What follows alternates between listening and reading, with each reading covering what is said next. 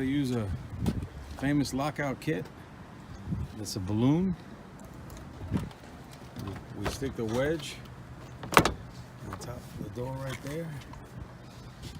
We stick the balloon part. We start squeezing the air inside there so we can pull the door out a little further. And then you get the nifty tool that comes with it.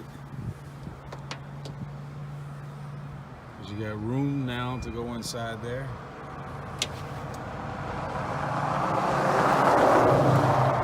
Find an area where you can stick it in.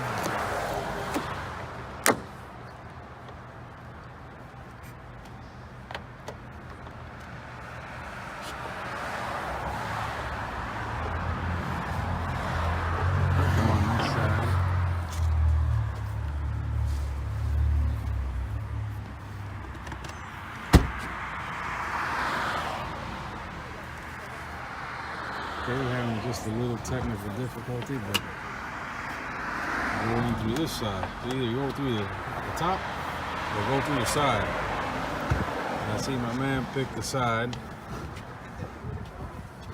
So long. Let's get it in there.